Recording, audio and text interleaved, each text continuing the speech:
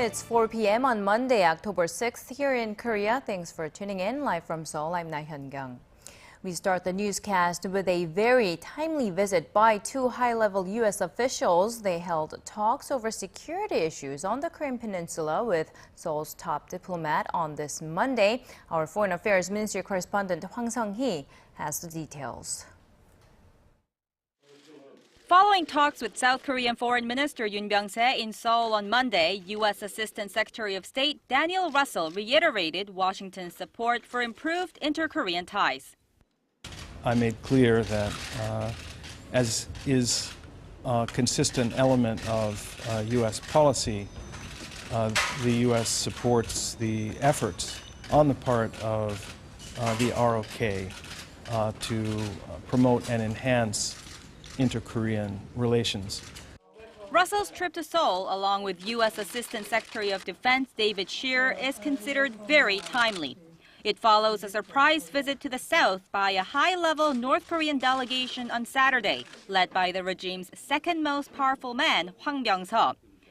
The visiting U.S. diplomats also briefed South Korea about the planned revision of the so-called U.S.-Japan Defense Guidelines.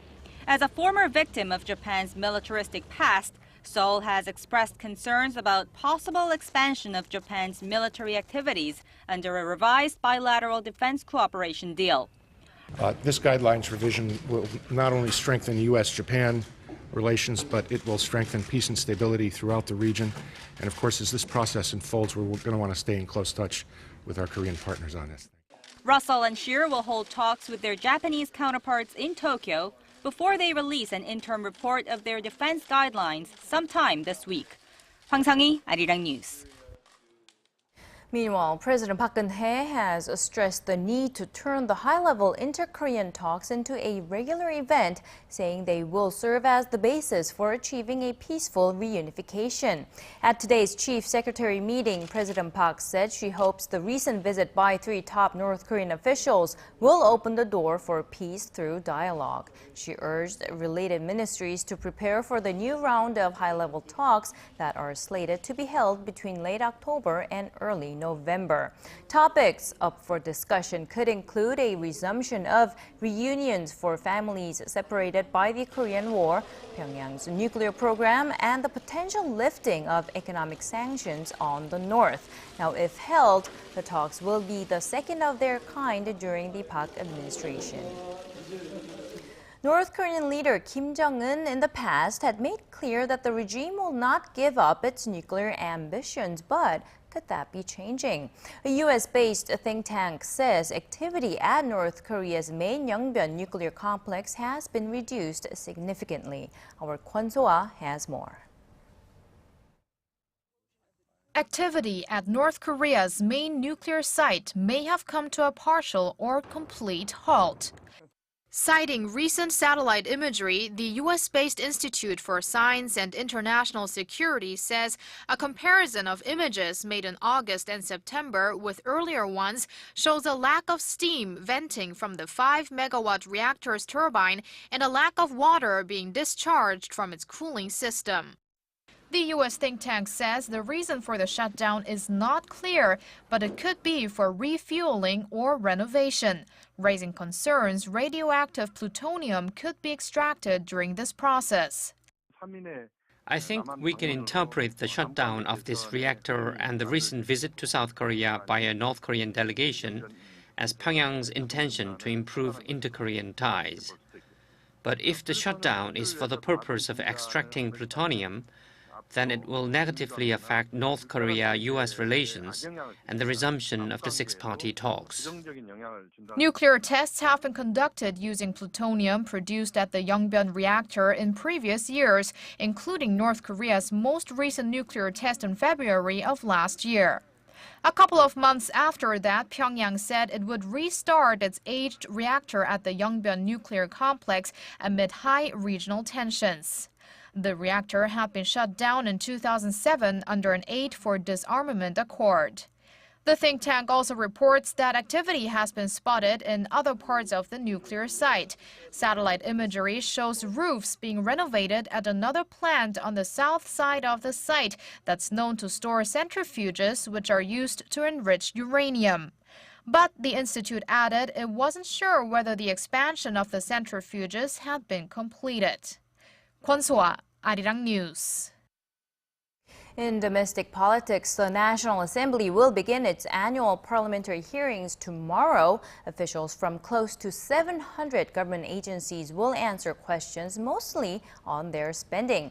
And that will be done over a 20-day period. The ruling party wants the inspections to focus on tackling administrative issues, saying it doesn't want the audits to cause any more political strife. On the other hand, the main opposition party says it's most concerned about inspecting offices related to April's Seoul ferry disaster. Now, those comments come as worries surfaced that the long drawn-out dispute over a special bill to investigate the sinking will hinder the audit process. And about that ferry tragedy, the Supreme Prosecutor's Office, in a separate investigation, has been looking into the case or the cause for months now and announced some of its findings today. As our Kim Young-gil reports, a number of causes were pointed out. A months-long investigation conducted by the state prosecutor into April's Seoul ferry accident has concluded a number of causes, ranging from an illegal modification and overloading of the vessel, which led to a rapid capsizing and an experienced helmsman steering the ship. The ship's operators loaded twice as much cargo on the Seoul ferry, as regulations allowed and did not secure it according to safety guidelines. Inefficient communication between the ferry's crew and Chindo's Island Vessel Traffic Services Center also played a role in the failed rescue efforts. 12 traffic controllers are found to have neglected their duties and failed to follow proper procedures in responding to distress calls. Some were even found to have falsified radio transcripts after the fact in an attempt to cover their tracks. The Korea Coast Guard did not escape blame either. The probe found that the Coast Guard dispatched a patrol boat to the Seoul accident scene, but that no attempt was made to rescue passengers still on board. No instructions to abandon ship were given either. The only action taken was to rescue the crew of the Seoul ferry, who had appeared on deck. Obstruction charges also followed as members of the Coast Guard were found to have tampered with a logbook to make it look as though the Coast Guard had instructed passengers to abandon ship and that its rescuers entered the sinking ferry when they in fact had not. The Coast Guard was also found to have given favors to Undine Marine Industries, an ocean engineering firm that specialized in offshore construction and marine salvage. The company had no experience in rescue operations, but was given that authority in the aftermath of the disaster. The prosecution said 154 people, including the captain, crew, government, and shipping officials, have so far been indicted on various charges related to the accident. Kim Young-gil, ARIRANG News.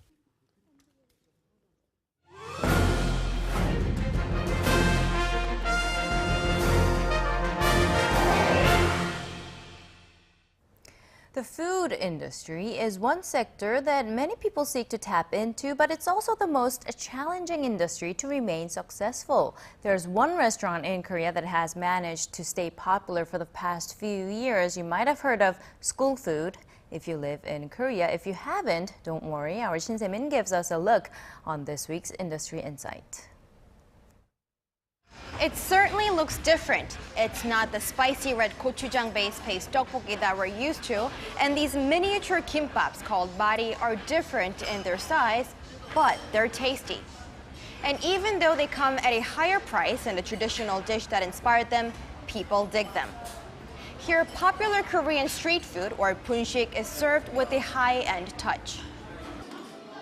School Food, a franchise Korean restaurant, is making money by offering an upscale version of Korean street food like kimbap or, say, tteokbokki in a spicy carbonara sauce.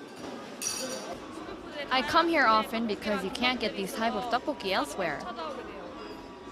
So I've tried school food before in Hong Kong and I've been there twice, and that's why I would quite like to try the original restaurant in Seoul. It offers like fusion Korean food, which is very different to traditional Korean food. Since starting out 12 years ago, the franchise has beefed up in size with 80 stores nationwide. Last year, school food posted sales of $85 million. This is a new type of Korean food. A twist to the already tasty Korean dish is what attracts both Korean and foreign diners. And people like that they can enjoy casual Korean food in a nice, clean restaurant. And it's going global, with a total of 10 restaurants in places like Hong Kong, Jakarta, Bangkok, Hanoi, and Los Angeles. You've come this far, and what's the toughest part of your job in expanding your business overseas? I mean, in the global market, school food is not yet well known. Is it going to be a tough road ahead? Of course, it is a difficult road ahead, even with our dish. I mean, although this uniqueness gathers attention regardless of nationality, this will wear out, and people will get bored. But just as customers still pay visits to McDonald's and Starbucks over other stores, my ultimate goal is to establish the brand image in their minds so they come back years after. Lee says he has been receiving a number of calls from people overseas who are interested in opening up school food restaurants abroad. And while that's something he welcomes over the long term, Lee says he first wants to tackle the Southeast Asian market, where the palates of diners are similar to those here in Korea. Shin Se-min, ARIRANG News.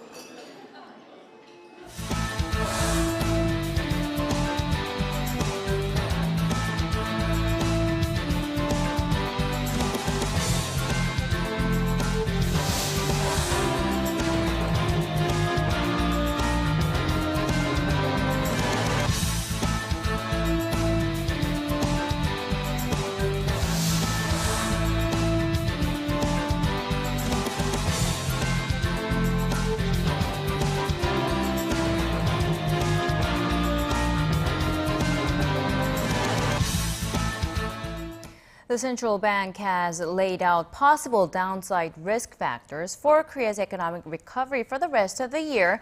They include the Eurozone's economic slowdown and not yet bullish investor sentiment, but the riskiest element is a shortfall in tax revenue. Our Song Ji-sun has this next report. Not meeting the government's goal of tax collection could be one of the major downside risks threatening the Korean economy. In a report submitted to National Assembly on Monday, the Bank of Korea said a shortfall in tax collection could hurt the economic recovery, along with external factors like slowing demand in the Eurozone. Ruling party lawmaker Byung-se, a member of the Assembly's Finance Committee, also expressed concerns the government collected less than half of its targeted tax revenue in the first 6 months of this year. That's the lowest collection rate in 16 years. Data from the National Tax Service shows tax revenue totaled $119 billion in the January to July period, a mere 58% of its goal. The government collected some $8 billion less than it had projected last year, and the Finance Ministry expects a similar shortfall this year as well. Lower than expected tax collection means the government must cut its expenditure unless it manages to issue bonds to fill the gap. That will deal a blow to the government's plan to boost much-needed economic activities at home. The central bank has already warned that the strength of the local currency and a lower-than-expected recovery in consumer and investor sentiment could slow economic growth. A member of the central bank's Monetary Policy Committee said the Finance Ministry might have been too optimistic when setting their tax revenue goal. Song Ji-sun, ARIRANG News. The value of the Japanese yen has dropped by more than twice the value of the Korean won over the past 3 months, worsening Korean exporters' price competitiveness against their Japanese rivals in overseas markets. An index tracking the greenback against 6 other major currencies shows the dollar recorded a near 8% gain since the end of June. The Japanese yen dropped 7.6% to the greenback, while the Korean won fell by a mere 4% last month. Now, many Korean exporters have complained that they are suffering from falling profitability because of a high won, which has gained some 60% of its value against the yen in the past 3 years. Consumer Reports has given Korea's electronics giants high marks in its recent review of the best. The American magazine says Samsung has the best smartphone, tablet PC, and big refrigerator on the market at the moment. LG saw one of their washing machines and induction cooktops atop their respective categories. But the #1 position in the TV category went to Sony and its 65-inch Bravia model. The report cited Sony's relatively lower price as one of the main reasons for giving it the top spot. Bringing you the fresh updates from stories breaking in Korea and abroad. We give you a bigger and better picture of the world. Join Laah Hyun-kyung live from Seoul. Every weekday, only on ARIRANG.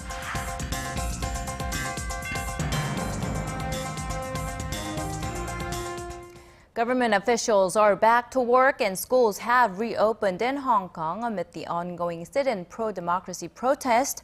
The streets look a lot emptier than last week, but some activists still occupy major roads, promising to win a truly free election slated for 2017. Our Connie Kim reports. Hundreds of pro-democracy protesters remain in the streets of Hong Kong as the government's Monday deadline has passed without any use of police force. Although the government deadline was ignored, civil servants were able to return to work. The chief executive of Hong Kong, Leung Chun-ying, took to the airwaves on Saturday, promising that public offices and schools would reopen this Monday, even if it meant using police to break up the protests. Protesters and government officials are trying to start dialogue, but they remain deeply at odds with one another. The student protesters want their leaders to be treated equally and for political change to emerge from talks. Government officials are calling for protesters to clear the way around government buildings and main roads. Rallies in the heart of Hong Kong started late last month with demonstrators demanding universal suffrage in 2017 elections and that Beijing abandon its plan to vet candidates for the post of chief executive. Connie Kim, ARIRANG News. The head of the U.S. Centers for Disease Control and Prevention says America's first Ebola patient, Thomas Eric Duncan, is fighting for his life and has slipped back into a state of critical condition after showing some initial improvement. The CDC is said to have received well over 100 inquiries on suspicious cases in recent months. The chief confirmed they were watching about 50 people for a period of 21 days, which is Ebola's maximum incubation period. This development in the U.S. comes as help is beginning to pour into Ebola-ravaged West Africa. Britain, China, and Cuba have sent teams to Sierra Leone as the U.S. deploys some 4,000 military personnel to Liberia. An institute in Oslo forecasts the war-renouncing article of the Japanese Constitution as the most likely candidate to win this year's Nobel Peace Prize. And if that happens, it could put more pressure on Abe administration's right-wing policy and the hardliners. Our Son Jung-in tells us more. Each year, the Oslo Peace Research Institute forecasts the most likely winner of the Nobel Peace Prize, and this time it has selected Article 9 of the Japanese Constitution. The institute noted the article's renunciation of war and the use of force assume much greater importance amid military tensions in Ukraine and other parts of the world. The article renounces the right to engage in war and rejects the use of force as a means of settling international disputes. However, Prime Minister Shinzo Abe's reinterpretation of the article in July caused the protests to erupt in Japan. Against Abe's approach to allow for military expansion, Naomi Takasu, an ordinary housewife from Kanagawa Prefecture, initiated a campaign to highlight Article 9 in the Nobel Peace Prize election. After garnering more than 400,000 signatures, the Norwegian Nobel Committee tasked with picking the peace laureate accepted his recommendation to include Article 9 as a candidate in April.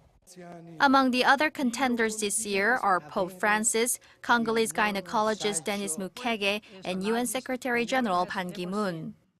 If Japanese peace activists clinch the prize, it will likely put intense pressure on the Abe government to step back from its military ambitions. The Nobel Peace Prize winner will be announced on Friday. Son Jung-in, ARIRANG News. And shifting gears, the importance of visuals in operas and musicals staged in Korea is being emphasized more and more these days. Our Hwang Sung-hee reports on this trend. One of Korea's best-known folk tales and love stories, Chunhyangjeon, has been reborn in the form of a ballet. And it's the costumes that are sticking out in the performance. It took more than 6 months to complete the stage outfits, which took a classical ballet twist on the hanbok, Korea's traditional dress. Hanbok contains the spirit of Koreans. The materials and colors that hanbok is made of exudes this spirit. I wanted to show those features of hanbok to the world. A battle of warriors dressed in red and blue grabs the audience's attention. The silhouette of the costumes accentuate the dancers' waists and hip lines, adding to the impact of their choreographed dance. I tried to emphasize the confrontation mode by differentiating their outfits. The costumes of one side are inspired by Western clothing, while the others are inspired by Oriental dresses. And for the Korean National Opera's production of the Shakespearean love story Romeo and Juliet, a globally renowned designer is in charge of the stage costumes. As costumes are now taking more important roles in breathing life into the characters of a performance, more production money is being poured into creating costumes that perfectly fit the opera's story and music. The most important thing about costumes for the theatre is that they tell the audience about the character. They should tell you the age of the character and the status and the class. And thanks to these elaborate costumes that are taking center stage, audiences not only get to enjoy dramatic performances, but also vivid and bold fashions under the theater's spotlight. Hwang Sung-hee, ARIRANG News. You know, it's the season for festivals when the Seoul Performing Arts Festival takes place in the capital. Our Im Yoon-hee takes us to this iconic event, which has become a portal between Korea and the global stage. Take a look. Hundreds gather at the Daeangro Arts Theater, all in anticipation of this year's Seoul Performing Arts Festival. I've been following this festival since last year, and this year I'm especially excited to see the many exciting performances that are lined up. Many of the tickets are booked ahead of time to ensure entrance to the performances, some which have traveled from stages abroad. The festival attracts a range of audience members, those who may have no connection to the stage, and those who are performers themselves. Since I am a student dancer, I have to come to see Korea's top contemporary dance performances. Daeangro streets are always filled with the arts, but during this time of the year, it's especially festive thanks to the Seoul Performing Arts Festival. This year's opening performance was created by internationally acclaimed German director Katie Mitchell and takes a new multimedia approach to the stage, bringing to light the issues of social injustices and wounds inflicted upon repressed women. But the festival also includes domestic performances as well, with some of Korea's top directors and performers contributing to this year's program. The purpose of this piece is to show the Korean dance culture for those looking to learn. Whether it be from a local company or abroad, a play or a dance, the Seoul Performing Arts Festival creates a platform for some of today's top artists to share with the world. Im Yoon-hee, ARIRANG News.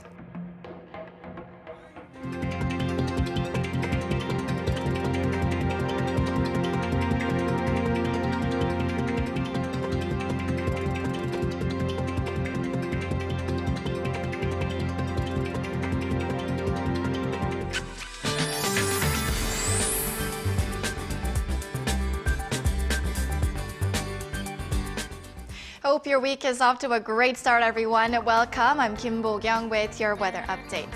Well, you don't want to miss out on taking a stroll today because we are enjoying beautiful autumn conditions throughout the country under partly cloudy skies. Now, the sun is shining bright under breezy winds, and it looks like this perfect weather will continue. But keep in mind that the mercury has risen about 10 degrees compared to the morning, so the big gap in temperatures between the day and night continues. So make sure to grab a jacket on your ways home.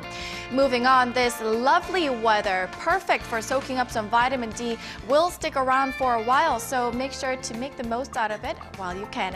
On to the readings. Seoul and Daegu hit 22, Gwangju and Busan 23. On to other places. Jeju makes it to 22, Dokdo 17. Showers are forecast on Mount Kumgang, reaching 8.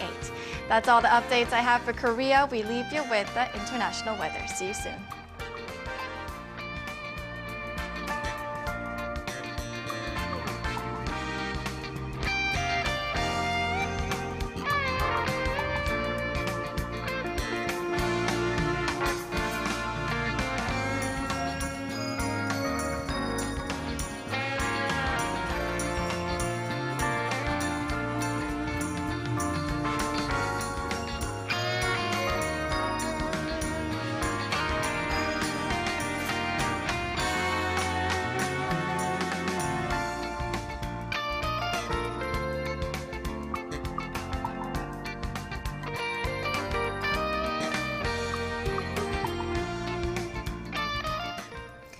And that brings us to the end of our newscast. Thank you for watching. We'll be back with more updates in about 90 minutes time at 6 p.m. Korea time.